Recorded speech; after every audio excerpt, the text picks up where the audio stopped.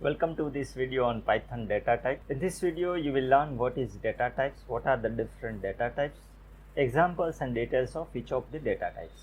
So let us say person name is Amit Patel, and here Patel is a surname of a person. Like every person has some surname or a caste, each of the variables have some data type.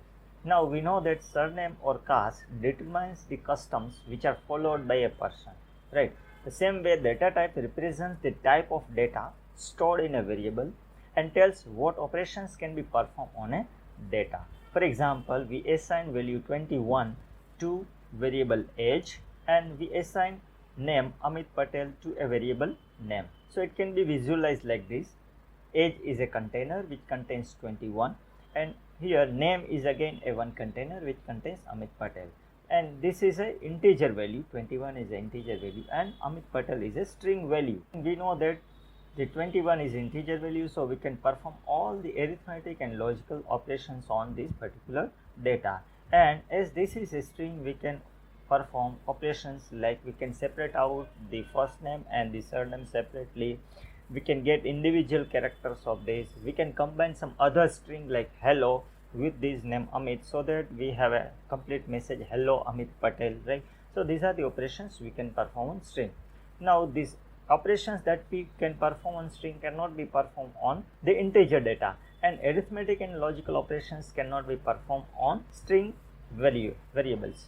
So this is what the meaning of this definition, that data type represents what type of data is stored within the variable age and variable name, and tells also that what operations can be performed on a particular data. That arithmetic and logical operations can be performed on integer data, and string operations or text operations can be performed on this kind of string data. Now let us look at the classification of animals. So here we have three different classes: dog class, cat class and cow class. So main class is animal class, and these are individual instances of the objects, animal objects, right? Same way over here I have a integer variable age. Its class can be considered as an integer class, and this Amit Patel is a string or a sequence of characters. So the name variable is a belong to the string class. So these data types are also a classification of data items. So data types can be considered as a classification of data items. Now just note the very important point that everything is an object in Python programming. So data types are actually classes and variables are instances or object of these classes. So over here age 21 is an instance of a class integer, and the name Amit Patel is an object or an instance of a string class. So that is what the meaning of data types are: classes, that is integer class, string class, we can have floating point class, and variables age and name are the instances or object of these particular classes. So right now, if you have not understood what is the meaning of class and object, don't worry, right? We will have a separate section on object oriented programming where we will learn about classes and objects in detail. But right now, just remember that data types are nothing but classification of data items, and it determines what kind of data is stored in a variable and what operations we can perform on that particular data. So here is a classification of Python data types, and there are main 5 classes: sequence data types, numeric data type, dictionary data type, set data type and boolean data type. Again, sequence data types are of 3 types, that is string data type, list and tuple, and numeric data type is again divided into 3 classes, that is integer, float and complex. Now let us look at each of the data types one by one. So let us start with the string data types. It can be defined as string is an ordered sequence of characters enclosed between single or a double quote. So here we have taken one example, that hello is a sequence of 5 characters HELLO enclosed within single quote, and here same characters, 5 characters are enclosed within double quote. So this is an example of a string. Now when we assign such string, say here again I have taken AJAY, that is Ajay, as a string and assigned to a variable name, and again I have taken one more string, that is hello world dot dot exclamation sign, is assigned to a variable message. So here I have created 2 string variables which contains Ajay and hello world, right? So these are considered as a variables of string data type.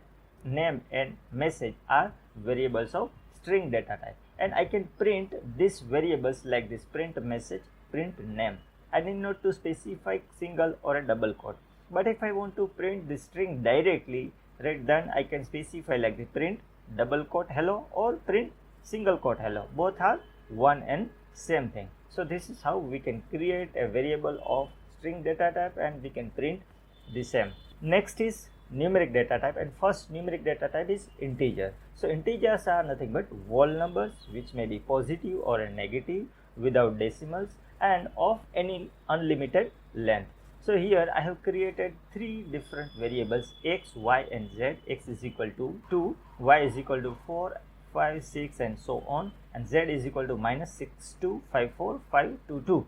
So here two numbers are integer and this is a negative. So when these whole numbers are assigned to the variable x, y and z, then these variables are considered as a of integer data type, because the data contained within this variable is of type integer. So this is how we can define a integer data type, and we can create integer data type variables like this. Next is a float data type.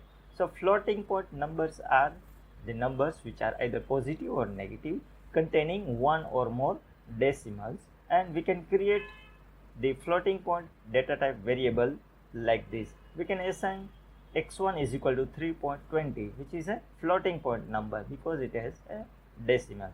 Y1 is equal to 5.0, z1 is equal to -25.58. So when we assign floating point value to the variable of floating point data type is created. Next is a complex data type. So complex numbers have a real and imaginary part, as we know, and this is an example of a complex number. X is equal to 3 plus 5j. In Python, complex numbers are written with j as an imaginary part. Following are examples of the complex numbers. Say for example, when I assign x is equal to 3 plus 5j, y is equal to 5j, z is equal to -5j, means here I am creating three variables of complex data type. So this is how we can define and create variables of type complex. When we assign floating point values to variables x1, y1 and z1, we are creating floating point data type variable.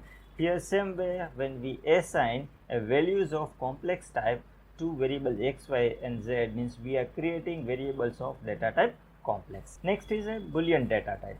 So Booleans represents one of the two values, true or false. In programming, we often need to know if an expression is true or false, and one can evaluate any expression in Python and get one of the two answers, that is true or false.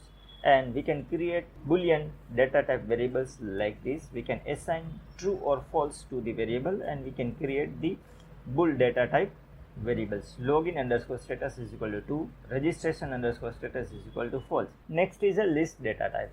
So this is how we can define a list. List is an ordered sequence of objects enclosed between square bracket, and lists are used to store multiple items in a single variable. So say for example, fruit underscore list is my variable name, and I'm assigning apple, banana, cherry enclosed between the square bracket, then this is my one list. Same way, I have other variable number underscore list is equal to, in square bracket I have 5 values, 2, 3.5, -8, 15, 102. So here I have created a list of numbers. So these are the examples of list data type variable. Fruit underscore list and number underscore list are the variables of type list.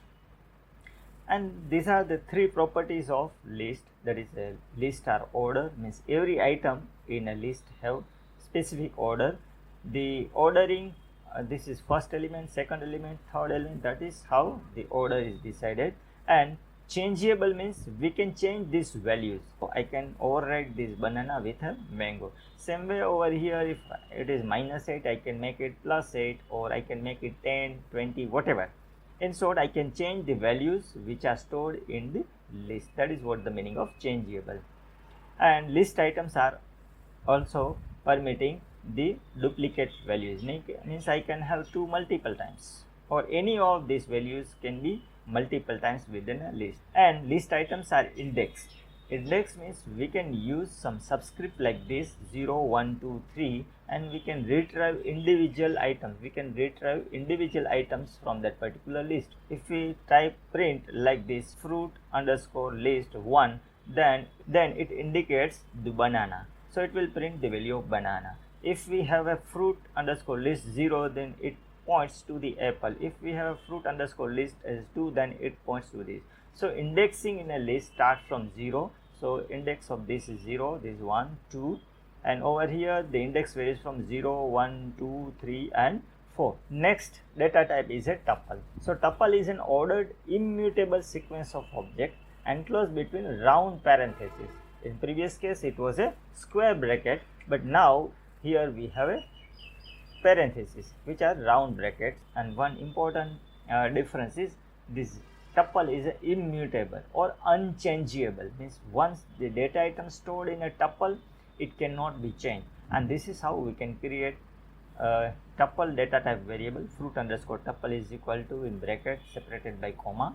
Same way the numeric tuple can be created like this. Number underscore tuple is equal to 2 and all values similar to the list itself, but here the major two difference. One, here round parentheses are used and here it is unchangeable. And here also in tuple we have indexing, means we can use index 0, 1, 2, 3 for retrieving the data item. Next is a set data type. So set is an unordered sequence of objects enclosed between curly brackets. So we have seen that list uses the square bracket, tuple uses the round parenthesis, but set data type uses curly bracket. Otherwise it is similar to the list and tuple, but here important difference is this is an unordered, whereas list and tuple are ordered sequence of data items, but here this set is an unordered sequence of objects. Second difference is set is a unchangeable, whereas list is changeable, means we can change the values stored within the list, but whatever values once stored in a set cannot be changed, and duplicate values are not permitted. In list, duplicate list as well as tuple, duplicate values are permitted. And this is an example how we can create a variable of set data type. So set is equal to in bracket the include the data items, right, separated by comma. Here this is all numbers and here mix of all different data types. ABC is a string, 34 is an integer, this is a boolean value, this is integer, again this is a string. So we can include any type of objects over here within the curly bracket, then this is considered as a variable of set data type. Next is a dictionary data type. So dictionaries are unordered collection of key value pair enclosed between curly brackets, and example is over here. So important difference between the dictionary and the set is, in set we have individual objects, it is a collection of individual objects, whereas in case of dictionary we have a key value pair separated by comma. So I have a one example, person underscore dick is equal to in curly bracket name colon Jai, age colon 21, city colon Surat. So this name is a key and Jai is a value, age is a key, 21 is a value, city is a key, Surat is a value. So I have a key with 3 key value pairs within this particular dictionary. Same way I have a second example of the dictionary data type, and car underscore dictionary is a variable of type dictionary.